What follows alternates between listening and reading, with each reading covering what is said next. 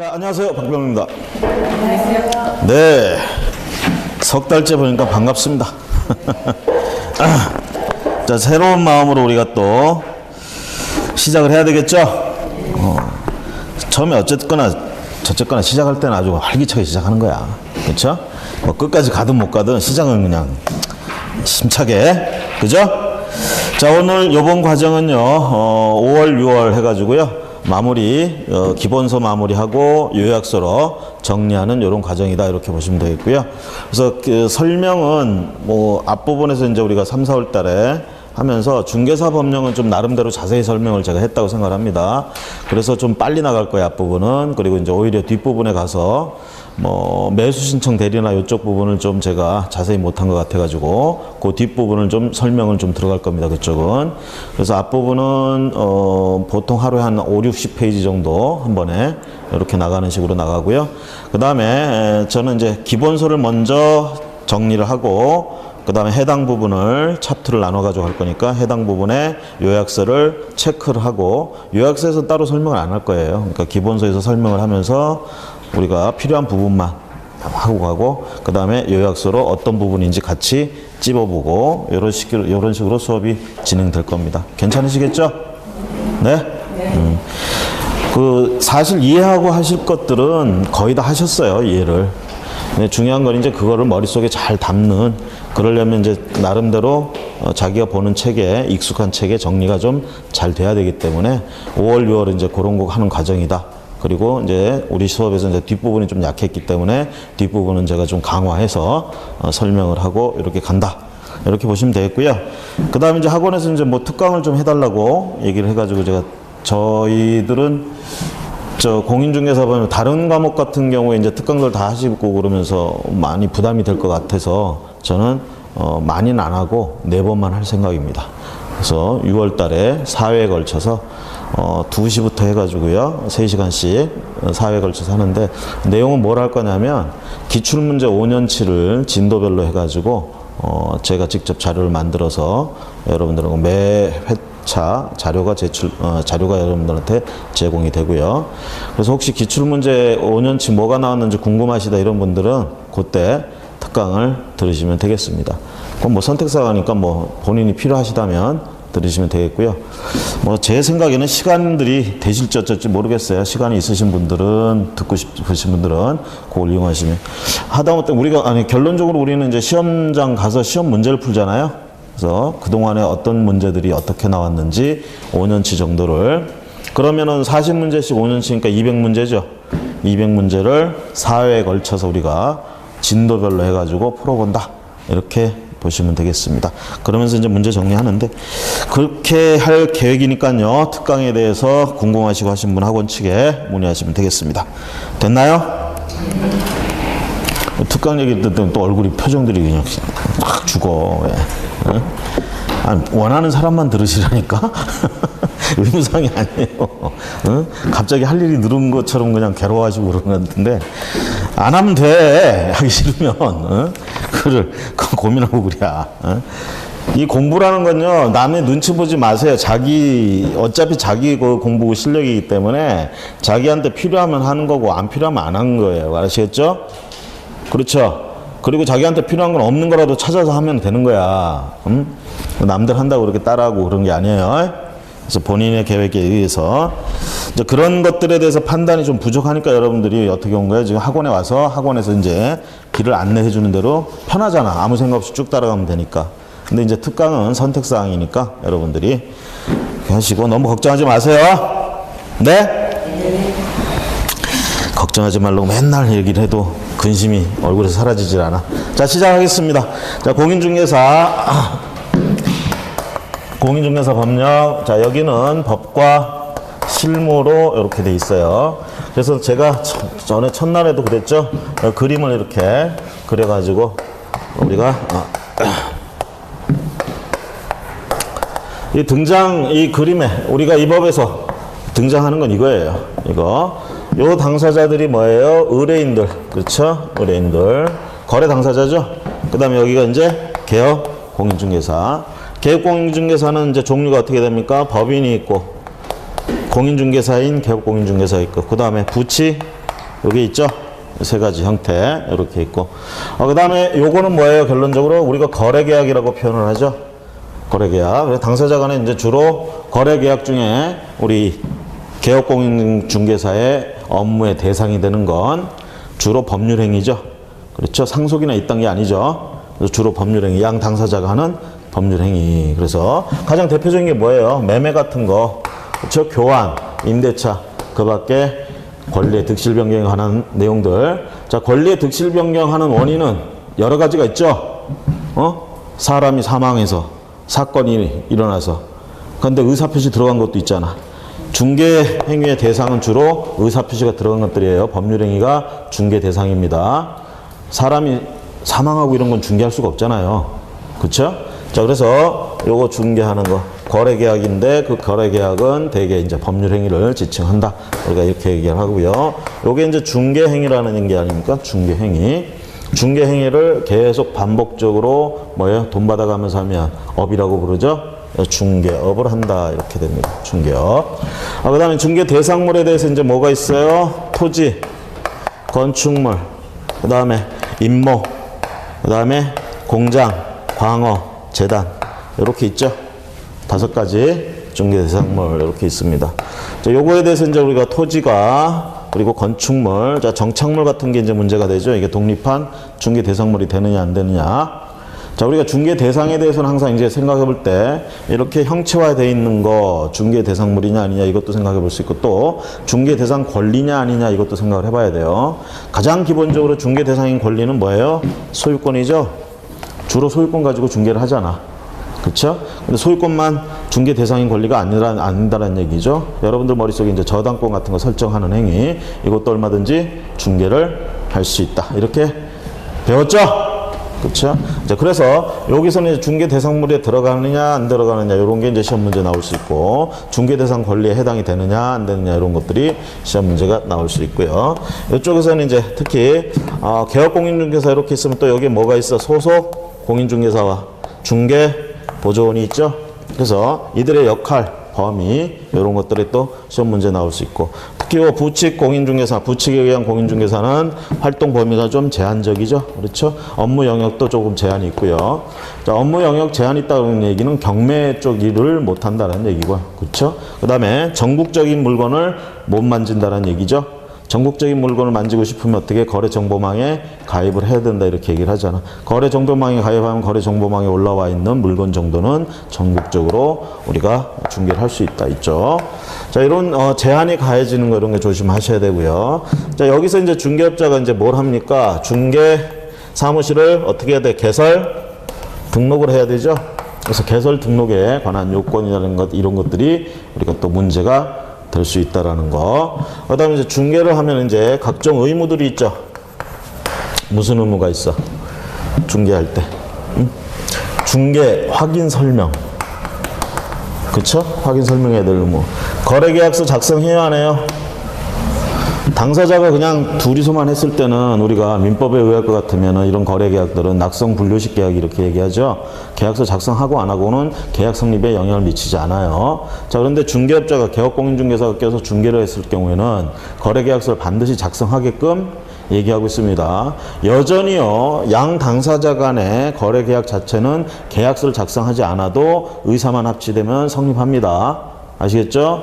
다만 얘 의무가 거래계약서를 써야 되기 때문에 쓰는 것뿐이야. 얘는 얘가 이걸 썼다고 해서 얘들이 계약이 성립하는 게 아니에요. 여전히 민법적으로 하는 겁니다. 얘들 사이에는 계약은 의사가 일치하면 성립하는 거야. 청약의 의사 표시하고 승낙의 의사 표시가 합치되면 성립하는 거예요. 다만 얘가 꼈기 때문에 그걸 활자화해서 서류로 만들어야 될 의무가 얘한테 있는 거야. 얘들한테는 없어요. 아시겠죠? 얘한테 있다는 거. 그래서 거래계약서를 작성해야 될 의무. 그렇죠? 이런 게 있고. 그 다음에 업무를 할 때 그냥 하면 안 되죠. 손해가 발생하거나 이런 문제가 생길 수 있잖아요. 사고. 그렇죠? 손해배상에 대한 보증 업무 설정해야 되고. 그 다음에 권장사항으로서 뭐가 있습니까? 계약권 반환 채무에 관한 이런 것들을 보장하기 위해서 우리가 공제가입이나 이걸 또 할 수 있죠? 보증 이것도 할 수 있다라는 거. 그 다음에 이제 또 뭐해서 교육받아야 될 의무도 있죠. 교육을 받아야 되고. 이렇게 해서 이런 의무를 다 지키면서 또 하지 말아야 될 금지 행위 이런 것들이 있고요. 이런 걸 다 해서 중개가 완성이 되면 우리가 뭘 받을 수 있어? 보수 실비 받을 수 있잖아요. 보수 실비. 그럼 보수 실비를 받는데 이것도 이제 의무가 있죠. 넘어가면 안 되는 수수료 요율이 있고 그런 게 있다라는 얘기.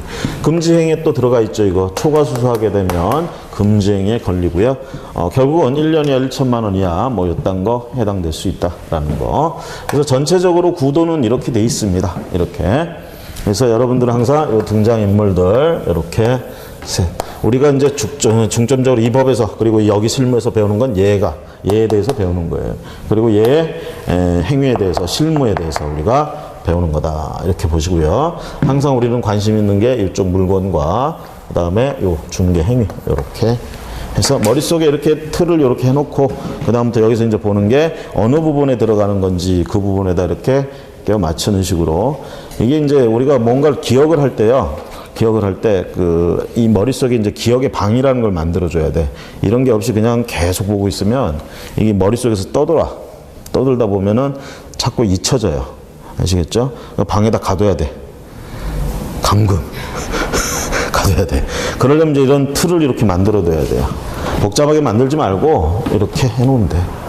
여기 이렇게 해놓고 얘가 이제 만들어서 가는 거 그리고 거기 소속이나 이런 것들 그리고 얘가 해야 될 의무 이렇게 있죠? 이렇게 해놓고 의무 위반하면 결국 무슨 벌칙이나 당하겠지. 그쵸? 그런 거 이제 하나하나 연결해서 기억하시면 되겠고. 자, 그래서 제가 이렇게 여러분들한테 뭐 이렇게 제시를 했는데 이거 말고 여러분들 마음 나름대로 취향대로 뭐 이렇게 머릿속에다 틀을 만든다 그러면 그걸 그렇게 하셔도 상관은 없습니다. 그럼 뭐 다 개인적인 차이기 때문에 꼭 이걸 강요하는 건 아니고 이렇게 하셨으면 여러분들이 이렇게라도 어떤 틀이라도 좀 만들었으면 해서 전체적인 우리 윤곽을 말씀드린 거예요, 지금 우리 과목에. 자, 그럼 오늘 첫째 시간 들어가 보도록 하겠습니다. 총칙 보시면 자, 중개사 법령 보고 있어요. 총칙 1절에 뭐 부동산 중개 제도의 연역 이렇게 나오는데 뭐 이건 여러분들이 제가 지금 3, 4월 달에 한번 말씀드렸을 거예요. 전체적으로 정독은 꼭 한번 하셔야 된다고. 내가 건너뛰고 가는 것도 여러분들이 정독은 한번 하셔서 이해는 한번 외우라고 안 했어요. 이해는 한번 하시라고 했었어요. 그래서 아마 여기 1절 부분도 여러분들이 찬찬히 한번 읽어보셨을 거예요. 그렇죠? 그래서 쎄한 걸 하셨어요. 속으로 지금 갈등이 막 안 했는데 했다고 대답할까 막 이런 걱정하지 마요. 그냥 했다고 그러세요. 아시겠죠? 내가 검사 안 해. 응? 자, 그래서 1절은 그 정도 한번 읽어보셨으면 됐습니다. 넘어가시고요. 그 다음에 14페이지 가시면 공인중개사법의 성격 이렇게 나오는데 자, 거기 제목들만 우리가 이해할 수 있으면 됩니다. 부동산 중개에 있어서는 일반법입니다. 그리고 민법 및 상법에 있어서는 특별법적인, 특별법이다 아니다 이런 개념들은요, 사실 상대적인 개념입니다. 어떤 법하고 비교하냐에 따라서 특별법도 될 수 있고 일반법도 될 수 있어요. 뭐 중개사에 관해 있어서 중개에 관해 있어서는 가장 일반적인 법이죠, 이 법이. 그렇지만 이제 다른 법에 비하면 또 특별법의 위치에 있을 수 있다. 그 다음에 중간적인 법이다. 그래서 우리가 이제 보통 우리나라는 공법하고 사법 구별하는 나라예요. 공사법 구별 국가입니다. 그래서 민법 같은 게 가장 대표적인 사법의 영역에 들어가는 거고, 공법은 여러분들이 부동산 공법 해가지고 배우는 거 있죠? 그 법들이 다 공법이야.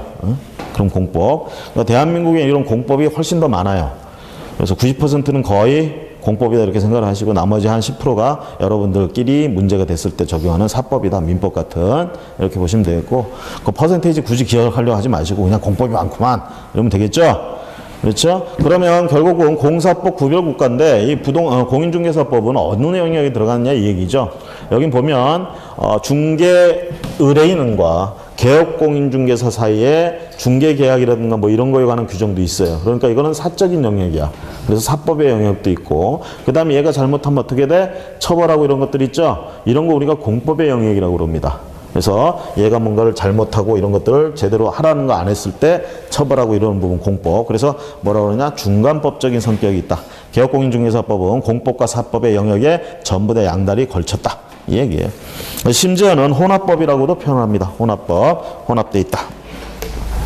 자, 2절에 가보시면 그래서 1절에서는 사실 뭐 보고 외우고 자시고 할 거 없어요. 아시겠죠? 한번 보셨으면 끝나는 얘기야. 다만 특별법, 일반법 그것만 구별을 하시면 되겠고, 그 다음에 2절에 가보시면 공인중개사법 제정 의의와 목적에서 나오고 있습니다.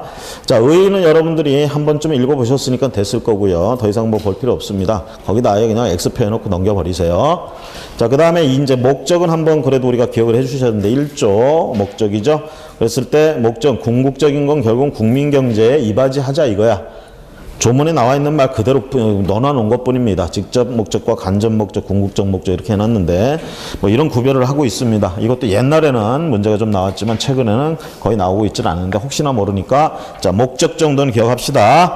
궁극적인 목적, 국민경제 이바지. 그 다음에 뭐 직접 목적, 간접 목적 이렇게 구분을 해놨는데 처음에 나오는 공인중개사 업무 등에 관한 사항을 정함으로 인해서 정하는 게 목적이야. 이런 직접적인 목적을 통해서 간접적인 목적을 달성합니다. 전문성을 제고하고 부동산 중개업을 건전하게 육성하고 이렇게 되면 이제 궁극적으로 뭐가 좋으냐? 국민경제에 이바지하게 된다. 이렇게 컨셉. 그 다음에 그래서 그 목적 정도 보시고요. 그 다음 3절 가보시면 이제 용어 정의 나오고 있습니다. 용어 정의에서 이제 우리가 한 문제 정도 예상이 되고 있습니다. 용어 정의. 자, 어떤 용어들에 대해서 우리가 얘기를 하고 있느냐?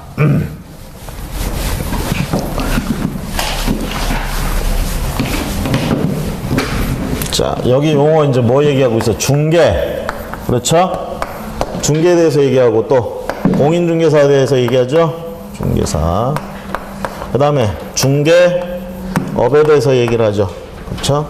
그 다음에 개업, 공인중개사에 대해서 얘기를 하고 있습니다.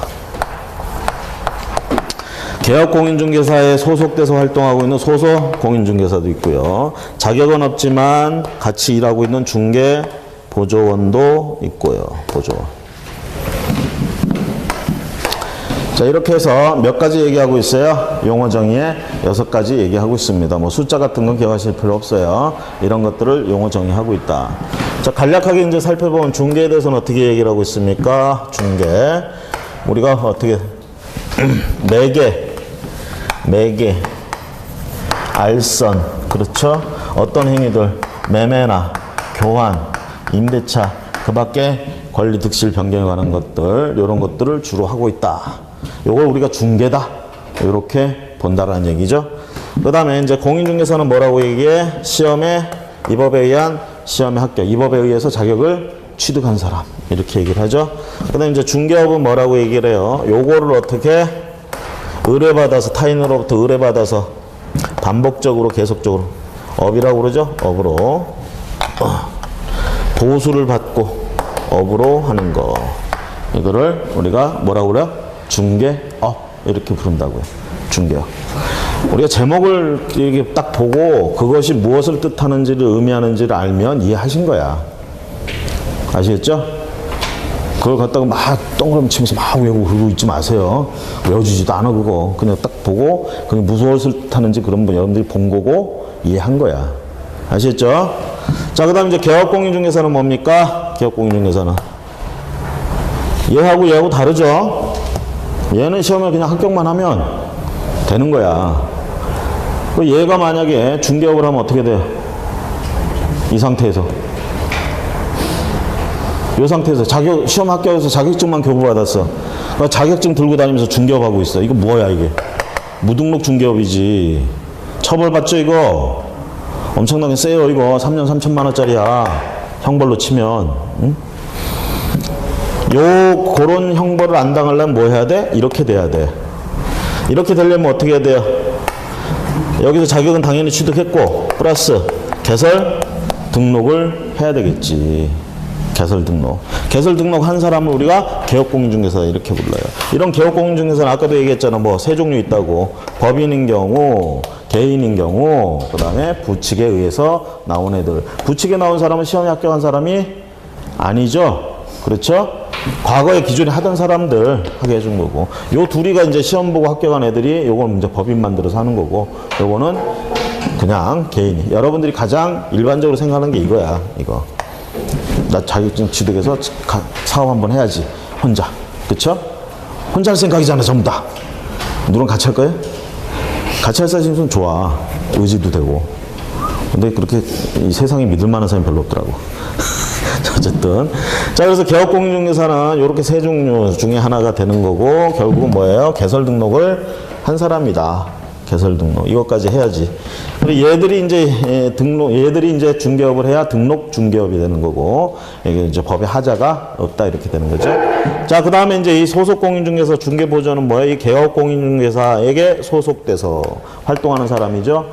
얘하고 얘의 차이점은 얘는 공인중개사 자격이 있고 얘는 없고, 그 다음에 얘는 공인중개사 자격이 있기 때문에 뭐예요? 개업공인중개사 하는 중개 업무를 거의 다 같이 할 수 있고요. 얘는. 중개업에 대해서 그러니까 얘는 혼자서도 할 수 있는 거나 마찬가지야. 근데 얘는 그런 걸 할 수 없죠. 업무 영역이 단순한 업무 이렇게 적용이 된다라는 거.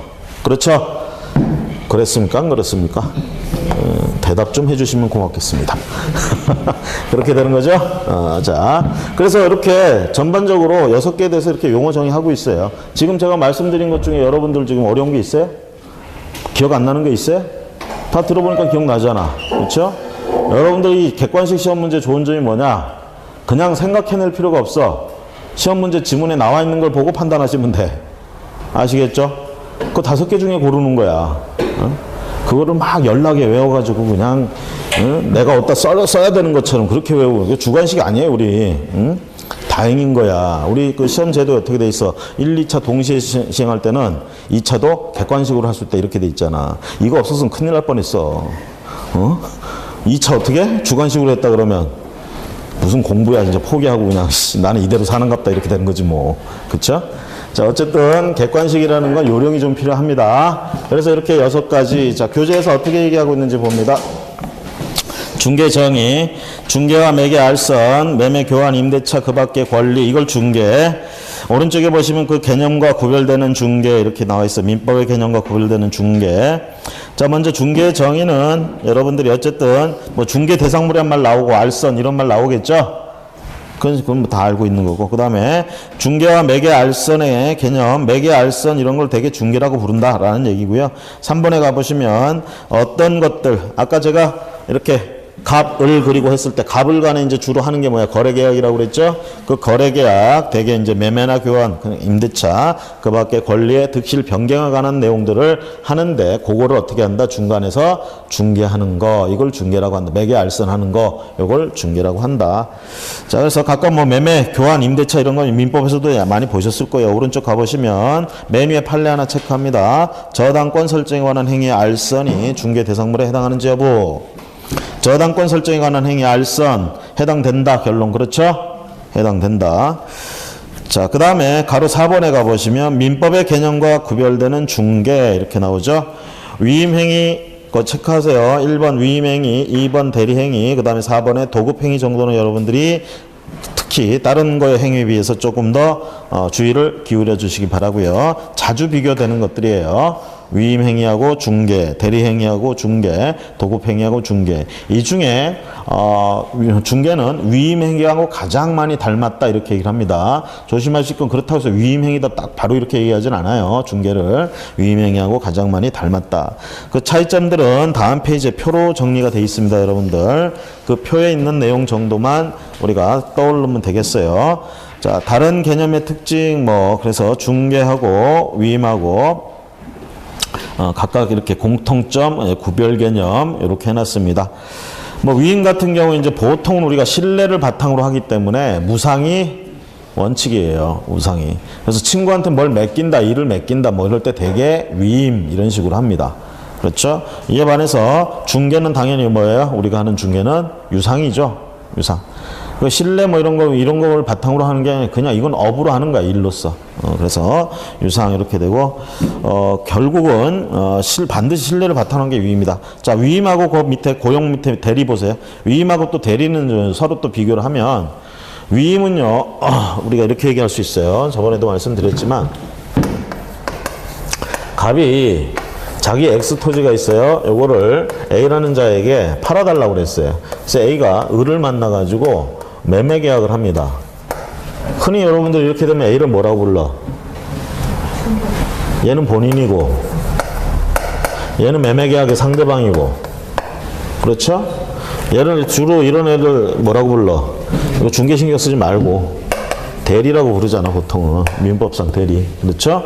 대리가 상대방하고 뭐 해? 매매계약했죠? 이거 법률행위 아닙니까? 그래서 대리행위는 법률행위예요, 결론적으로. 그렇죠? 얘들 둘이 대리했어. 법률행위 했다는 얘기야. 그럼 법률행위 했으니까 효과가 발생할 거 아니에요. 효과는 누구에게 귀속돼? 거래의 각자. 그래서 얘하고 얘한테. 특히 얘한테 귀속된다는 거. 그러니까 만약에 얘가 이걸 사기로 했으면 매매대금은 누구한테 주는 거야, 원래? 매매대금 누가 가지는 거야? 얘가 가지는 게 원칙이죠. 물론 얘가 대리를 할 때 대리 권한 속에 돈까지 받아서 전달해 주는 것까지 돼 있다 그러면 돈을 이렇게 받아서 이렇게 줘. 궁극적으로 돈은 누구한테 귀속돼? 얘한테 귀속되잖아, 원칙. 궁극적으로. 얘는 그냥 거쳐가는 것 뿐이야. 아시겠죠? 근데 이게 위임으로 만약에 가게 되면 얘한테 위임을 해버렸어. 위임. 이렇게 되면 위임을 했다 그러면 얘가 이 법률행위의 당사자로서 계약을 하는 거예요. 당사자로서. 그럼 여기서 발생하는 법률 효과도 얘한테 귀속이 돼. 그 다음에 얘가 그걸 갖다가 다 처리해가지고 마무리해서 얘한테는 그냥 결과물만 뜩 갖다 주는 거야. 이게 잘 이해가 안 가면 이게 이제 부동산이 말고 이거 이제 보통 물건이라고 해봅시다. 상거래하는 물건이야. 늘상 거래하는, 얘 입장에서 늘상 거래하는 물건인데 얘한테 부탁을 했어. 이거 위탁 판매예요, 예를 들면. 위탁 판매 같은 거. 위임한 거예요, 지금. 그러면 어떻게 하느냐? 이거에 대한 소유권을 얘한테 줘요. 줘. 그럼 얘가 이거를 갖다가 소유권자로서 파는 거예요. 팔아서 얻은 이문. 얘가 받아야겠죠. 얘가 당사자의 거래계약에. 그 받은 이문을 어떻게 계산해가지고 얘한테 주는 거예요. 이게 위임이야. 대리는 어떻게 본인을 대리한 현명주의라고 그러죠. 우리가 밝혀가지고 계약을 합니다. 그래서 법률 효과가 귀속이 바로 얘한테 가는 거예요. 얘한테 돈이 거쳐 가더라도 바로 가는 겁니다. 근데 위탁 판매나 위임 이럴 때는 얘한테 일단 귀속됐다가 얘가 토스해 주는 거예요. 이렇게. 그리고 대리하고 위임의 가장 큰 차이점은 또 뭐냐면 얘가 만약에 얘한테 대리권을 줬어. 그럼 얘가 이걸 판매를 하죠. 그럼 얘는 판매를 못하느냐 이 얘기예요. 얘도 매매를 할 수 있어요. 대리라는 건 그냥 대리권을 줬다 뿐이지 이걸 매매할 수 있는 본권을 준 게 아닙니다.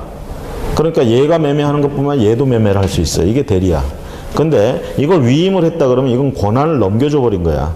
매매할 수 있는 권한 자체를 넘겨줘 버리기 때문에 얘한테는 매매할 수 있는 권한이 없어요. 그 권한은 얘만 있어. 이렇게 되면 얘가 매매를 하면 안 돼요. 얘만 매매를 해야 돼. 이게 위임이에요. 그래서 위임과 대리는 그런 차이가 있고요. 왜 이 얘기를 했냐면 여러분들이 대리하고 위임하고 조금 헷갈리는 것 같아서 말씀을 드렸고 분명히 차이가 있습니다. 위임하고 대리하고. 그 다음에 이제 그 위임하고 중개하고 또 대리하고 중개하고 이렇게 비교를 하셔야 된다라는 거. 자, 그래서 대리, 그거, 대리하고 이제 중개하고 또 큰 차이점은 대리는 얘는 누구의 대리인인지 누군가가 특정돼 있죠. 누구나를 대리하는 게 아니라 얘가 해달라고 했으니까 얘만 해주는 거잖아. 얘는 이렇게 특정해서 누군가를. 근데 우리 중개는 뭐예요? 누구든 다 중개를 해줄 수 있잖아. 그렇죠? 불특정이라는 거. 요게 차이점이 있어. 대리하고 중개하고. 자, 그 다음에 이제 도급이라는 말. 도급, 중개. 그 표를 보시면서 도급하고 중개. 자, 도급은 우리가 도급, 일을 맡기는 사람을 도급인이라고 부르고요. 일을 맡아서 하는 사람을 수급인이라고 그래요. 보통 이제 집 지어달라고 이제 계약할 때 보통 도급 계약 같은 거 많이 합니다. 집. 그러면 계약 자체가 집을 지어주는 거야. 그러면 수급인이 일을 완성해야 될 의무가 있죠. 약속을 그렇게 했잖아요. 그 다음에 도급인은 그렇게 완성된 집을 받아야 될, 수령해야 될 의무가 있습니다. 그렇게 약속을 했기 때문에. 근데 이게 중개에 가면 이런 의무가 없어요. 개업공인중개사 입장에서는 일의 완성 의무가 없습니다. 완성을 하면 보수를 받지만 완성을 못했다고 해서 책망을 받지 않아요. 아시겠죠? 책임 없습니다. 그 다음에 의뢰인도 마찬가지예요. 중개, 개업공인중개사가 이렇게 해가지고 중개, 얘한테 팔아라 이렇게 해가지고 왔어. 근데 내 팔기 싫어 걔한테. 그럼 안 팔면 그만이에요. 이걸 꼭 따라야 될 의무도 없어요. 의뢰인도. 그래서 둘 간에는 어떤 이런 의무가 없다라는 부분이 도급하고 좀 차이점이 있다. 이런 차이점들 구별하실 수 있겠죠. 그렇죠? 이해가 됐으면 이런 거는 굳이 외우려고 안 해도 자연스럽게 들어가는 거예요. 그래서 각각의 차이점 좀 보시고 그렇게 하고 넘어가시면 되고 그 판례 보시면 중개 행위 여부에서 나오는데요. 중개 행위에 들어가는지 안 들어가는지 자 요거는 요 동그라미 1번에서 하는 얘기는 그겁니다.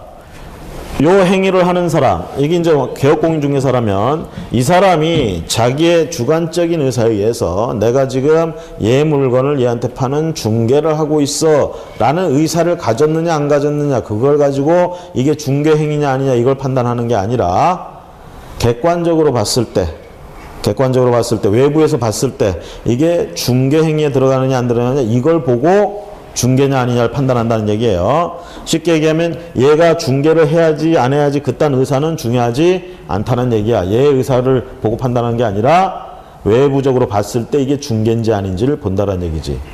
중개. 그 판례입니다, 그게. 그래서 세 번째 줄에 보시면 객관적으로 보아 사통념상 거래의 알선 중개를 위한 행위라고 인정되는지 여부에 따라서 중개냐 아니냐 이렇게 결정해야지. 본인 개업공인중개사 나 중개하려고 했어 그 말에 따라서 중개냐 아니냐 결정되는 건 아니란 얘기입니다. 자, 그 다음에 중개 유형 및 종류에서 나오는데 뭐 여러 가지 유형별 얘기가 나올 수 있는데요. 동그라미 1번하고 오른쪽에 동그라미 3번 정도는 체크를 하셔서 특히나 구별을 할 수 있어야 돼. 상사중개, 민사중개. 우리가 이제 대표적으로 이 개업공인중개사 하는 이 중개를 민사중개라고 주로 얘기를 합니다. 민사중개. 자, 그 다음에 오른쪽에 3번에 동그라미 3번에 일방적 중개와 쌍방적 중개. 자, 일방적 중개, 쌍방적 중개 그러면 보통 이제 우리가 일반 중개 계약의 형태, 요걸 일방이라고 얘기하고요. 쌍방 중개 계약은 여러분들이 전속 중개 계약할 때 이렇게 얘기를 합니다. 그러면 일방 중개 계약은 한마디로 얘기하면 의무가 한쪽에게만 의무가 있는 거야. 한쪽에게만. 이에 반해서 쌍방은 둘 다 의무가 있는 걸 우리가 쌍방 중개 의무 이렇게 얘기를 합니다. 쌍방적 중개. 그래서 중개 의무의 정도에 따라서 우리가 일방이냐 쌍방이냐. 그래서 대표적으로 일반 중개 계약은 일방적 중개라고 얘기를 하고요. 그다음에 전속 중개 계약은 우리가 쌍방적 중개라고 얘기를 합니다. 전속 중개 계약을 하면 중개 의뢰인한테는 의무가 있어요, 없어요? 의뢰인은 아무 의무 없어요? 전속 중개 계약을 하면 전속 중개 계약은 다 아시잖아, 이제. 전속 중개 계약을 하면 중개 의뢰인은 아무 의무가 없어요? 있지. 다른 사람하고 가서 계약을 하지 말아야 될 의무. 그다음에 개업공인중개사가 열심히 중개를 해보려고 하는데 협조해야 될 의무. 이런 의무가 있잖아. 그렇죠? 이에 반해서 또 개업공인중개사는 어떤 의무가 있어? 열심히 일을 완성해 줘야 될 의무가 있잖아요. 그런데 일반 중개 계약은 어때? 일반 중개 계약은 개업공인중개 전속 중개 의뢰인이 여기다가 맡겼어. 딴 데 가서 못 맡겨요? 맡길 수 있잖아. 꼭 얘가 저기 해야 될 그렇게 그 의뢰인이 그걸 그렇게 참아야 될 의무는 없어요. 그렇죠? 그래서 이에 반해서 일반 중개 계약을 했을 때 개업공인중개사는 어때?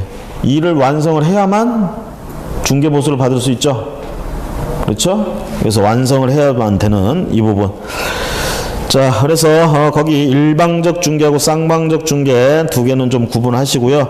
나머지 뭐 지시중개, 참여중개, 뭐 단독중개, 공동중개 이딴 것들은 여러분들이 한 번쯤 다 읽어보셨으면 의미가 안 잊혀졌을 거예요, 아마. 그렇죠?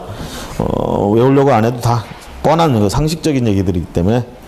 자, 상사중개하고 민사중개는 한 번 더 체크해서 보시고요. 넘어가셔서 뭐 사중개, 공인중개는 뭐 별거 없습니다. 그냥 자격증을 가지고 하면 공인중개고 없이 하면 사중개야. 그 다음에 공인중개사라는 개념 봅니다. 자격을 취득한 자, 이 법에 의해서 자격을 취득한 자, 뭐 도입취지 같은 건 여러분들이 보셨을 거고 넘어가셔서 중개업. 자, 중개업의 정의. 의뢰, 보수, 업. 여기 이제 색깔이 돼 있죠? 그 세 개가 키워드야, 그게 세 개가. 그래서 중개업이란 다른 사람의 의뢰가 있어야 됩니다, 일단. 그 다음에 보수, 그 다음에 업으로 한다. 다른 사람의 의뢰. 그 다음에 오른쪽에 가시면 일정한 보수를 받을 것. 일정한 보수를 받을 것. 그 다음에 중개를 업으로 할 것. 자, 그래서 이런 개념들은요, 여러분들이 한 번쯤 정독을 하시고 이해가 잘 안 갔으면 두 번, 세 번 반복해서 읽어보시고 이해를 하셔야 돼. 이해를 하시면 이건 외울 필요 없는 부분이에요, 여기도. 그러면서 이제 예가 하나 있죠. 그 사회통념상 사업수행 같은 거. 세 번째 줄에 보시면 어떤 회사가 복지 대책으로 사원에게 기숙사용 주택을 중개해 주는 경우, 이건 사업수행이냐 이 얘기죠. 사업수행이어야 중개업이라고 볼 수 있는데 이건 그냥 회사가, 원래 회사가 하는 일은 이게 아니잖아. 지들 일이 있을 거 아니야. 근데 이제 그걸 위해서 이제 직원들한테 이런 편의를 제공하는 겁니다. 이건 중개가 아니란 얘기죠. 중개업이 아니란 얘기예요. 중개일지언정 업은 아니야. 자, 그 개념 다음 페이지에 넘어가셔서요. 판례가 있는데 1번, 2번 판례는 됐고요. 3번 한번 보세요. 중개 대상물의 거래 대상자들로부터 중개 보수를 현실적으로 받지 아니하고 단지 보수를 받을 것을 약속하거나 그다음에 중개 보수를 요구하는데 그친 경우 중개업에 해당한다고 할 수 있어요. 자, 보수를 받을 것을 약속하거나 현실적으로 받지 못했어 지금. 그 다음 중개보수를 요구하는 정도에 그쳤어. 이게 중개업이냐 이 얘기죠. 업이라고 하려면 돈을 수수해야 된다 이렇게 보는 것 같아요. 그래서 아니다 라는 것 체크하시고, 그 다음 이제 개업공인중개사 가보시면 개업공인중개사의 성격, 정의, 성격. 자, 성격 개업공인중개사, 이게 이제 보면 아까 민사중개라고도 얘기를 했는데요. 어떻게 보면 이 개업공인중개사는 그냥 일반인, 민간인인데 업으로 하다 보니까 뭐예요? 계속적 반복적으로 하니까 전문가로서 한단 말이야. 그럼 이제 되게 이런 건 상거래 쪽에 들어가게 되면 이제 상법에 적용을 해서 상인의 적용이 있느냐 이렇게 이제 얘기가 될 수 있습니다. 그래서 거기 보시면 개업공인중개사 성격, 상인에 대한 규정, 일부 규정들이 적용될 수 있습니다. 상법에서 말하는 상인의 규정. 그 다음에 동그라미 2번에 뭐 세 번째 줄에 보시면 뭐 우리도 변호사나 뭐 이런 애들처럼 공익적 측면이 있다. 우리 이제 그 품격이 올라가는 거야. 공익적 측면이 있으니까. 아시겠죠? 자, 뭐 그런 측면이 있대요. 그 다음에 개업공인중개사 종류법입니다. 동그라미 1번 법인인 개업공인중개사, 다음 페이지에 박스 밑에 동그라미 2번 공인중개사인 개업공인중개사, 동그라미 3번은 부칙에 의한 개설 등록 보는 자. 여기서 이제 중요한 건 동그라미 2번은 별로 중요하지 않아. 그냥 여러분들이 흔히 하는 것들 알고. 1번 보세요. 법인인 개업공인중개사. 여기서도 그냥 별건 없는데 오른쪽에 표에 있는 게 이제 일단 특수법인들. 그렇죠? 일반적인 법인은 뭐 별로 얘기할 게 없고 특수법인. 일반적인 법인이라는 건 뭐냐면 그냥 보통 법인들 다 얘기하는 거야. 민간인들이 세운 법인들. 일반인들이 세운 법인들. 일단은 뭐야? 법인은 개업공인중개사가 되려면 뭐부터 해야 돼요? 법인인 개업공인중개사가 되려면 먼저 법인이어야 돼. 먼저 법인이어야 돼. 그 법인은 뭐예요? 어떤 목적의 법인이어야 돼? 그 법인의 목적. 법인은 목적이 있을 거 아니야. 목적. 중개를 업으로 할 목적이 들어가 있어야 돼요. 중개를 목적으로 할 업으로 목적으로 할 목적이 들어가 있어야 있는 법인이어야 돼. 그러면서 얘기하잖아. 자본금 5천만 원 이하 뭐 어쩌고저쩌고. 그럼 그 다음 얘기야. 일단은 법인이어야 돼. 법인.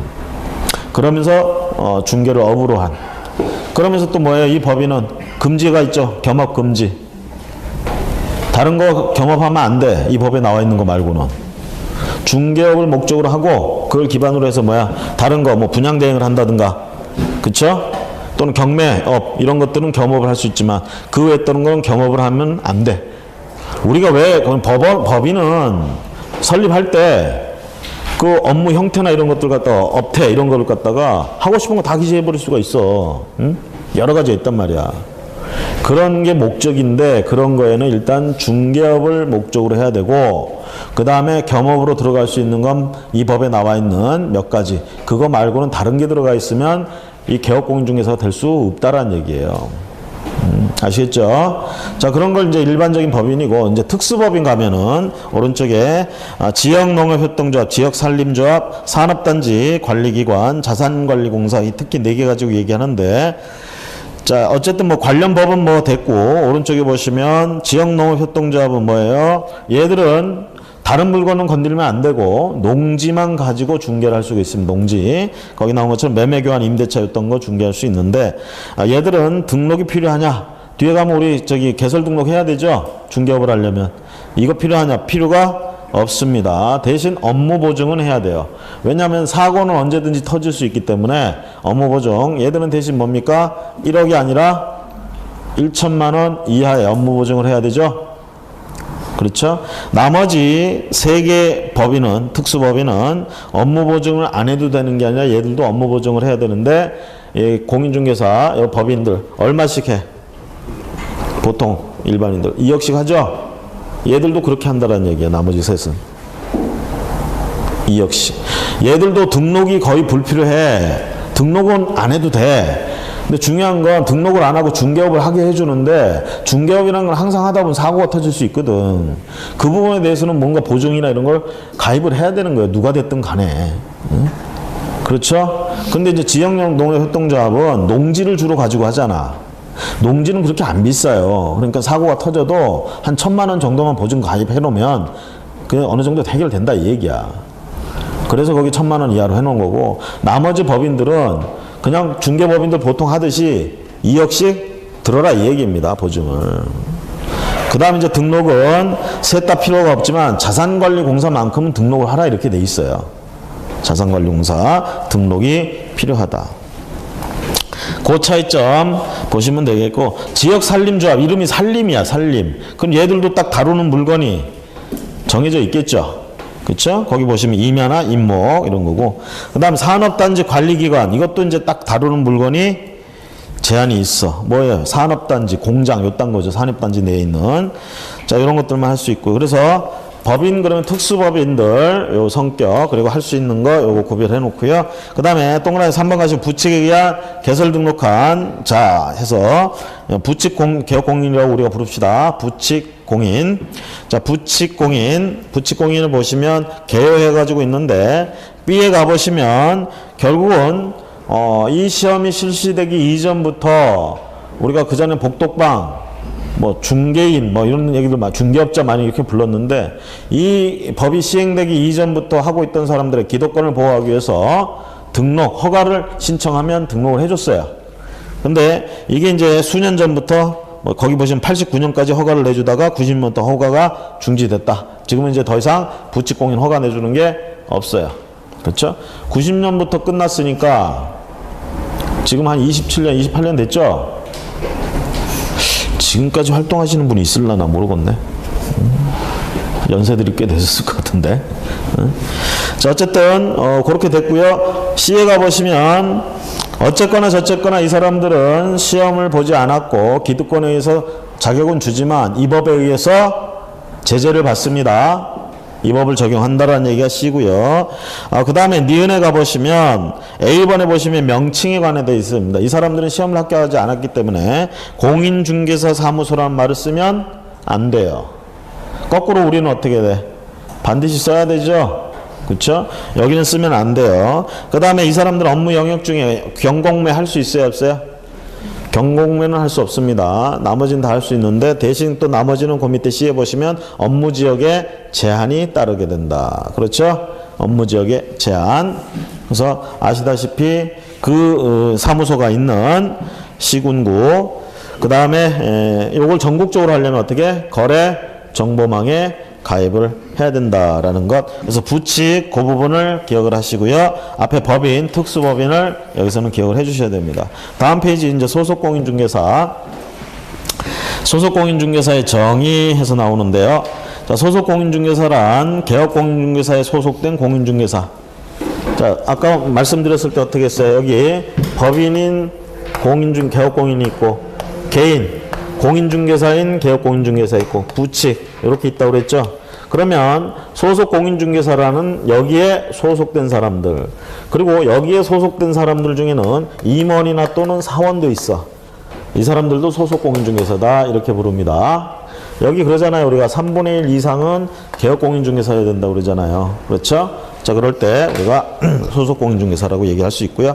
거기에 이제 말 그대로 그냥 소속으로만, 사원으로 소속으로만 있는 사람들도 소속 공인중개사예요, 법인에. 자, 그래서 얘들이 할 수 있는 거 두 번째 줄, 중개 업무를 수행하거나 중개 업무를 보조하는, 이걸 우리가 소속 공인중개사가 할 수 있고요. 여기서 이제 중개 보조원하고 차이점이 있죠. 자격증이 있냐 없냐에도 차이점이 있고, 이러한 역할에 있어서 차이점이 있다. 자, 소속 공인중개사의 범위 및 업무 이렇게 얘기를 하는데, 결론적으로 중개 행위를 할 수 있다는 거예요, 없다는 거예요? 소속 공인중개사 할 수 있다는 얘기죠. 그래서 어떻게 돼요? 인장 등록해야죠, 얘들도.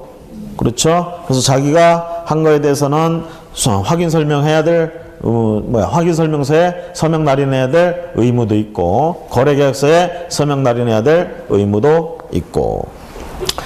자, 그 다음에 중개보조원 가보시면, 중개보조원의 정의 두 번째 줄, 단순한 업무를 보조한다. 요것만 체크하시면 되겠습니다. 중개보조원. 자, 요렇게 봤고요. 그 다음에 공인중개사 정책심의위원회, 요거를 들어가기 전에 요약서 한번 보세요.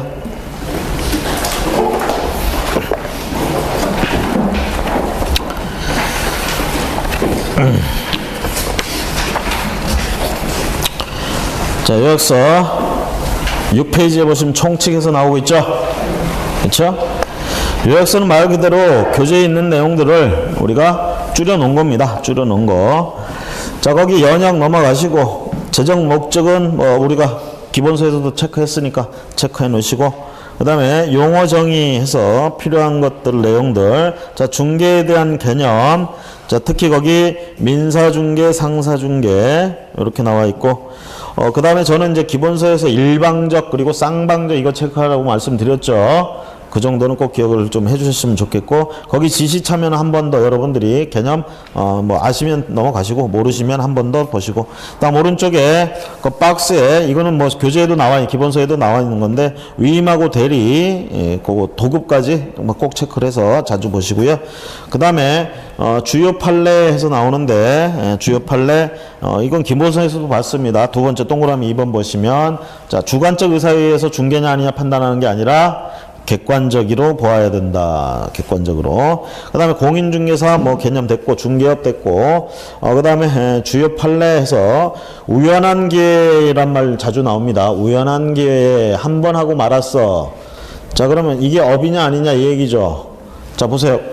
우연한 기회에 A가 우연한 기회에 갑이 가지고 있는 X라는 토지를 을에게 매매 계약하는 걸 우연한 기회에 매개 알선을 했어.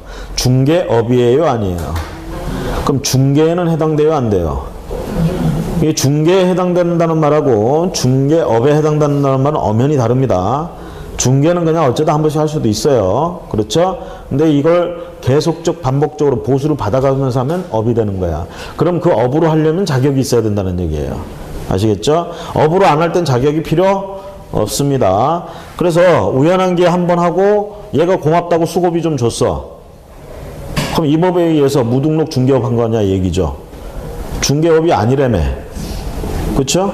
그러니까 이 법에 의한 무등록 중개업이라고 얘기할 수는 없죠. 이거 처벌을 못한다 이렇게 되는 거예요. 처벌을 못한다. 자, 그 얘기입니다. 주요 판례. 그 다음에 동그라미 4번 개업공인중개사. 자, 아까도 얘기했지만 법인인 개업공인중개사의 개념 중에 특수법인, 거기 표시들 표 그대로 올라와 있죠. 그쵸? 그 기본서에서 본 표 그대로예요. 그거 넘어가시고, 그 다음에 부칙에 의한 개업공인중개사 체크해서 기본서에 있는 내용들이 기억이 좀 나셔야 됩니다. 거기다 뭐 쓸 필요까지는 없지만 여러분들이 시험 지문에서 부칙 공인중개사에 대해서 이렇쿵저렇쿵 설명을 한단 말이야. 그러면 이게 맞는 말인지 틀린 말인지 체크할 수 있어야 되고요. 그 다음에 소속공인 중개보조원은 뭐 앞에서 우리가 다 이미 익혔고 그 정도면 되겠습니다. 자, 잠시 쉬었다가 우리 기본서 정책심의위원회부터 하도록 하겠습니다.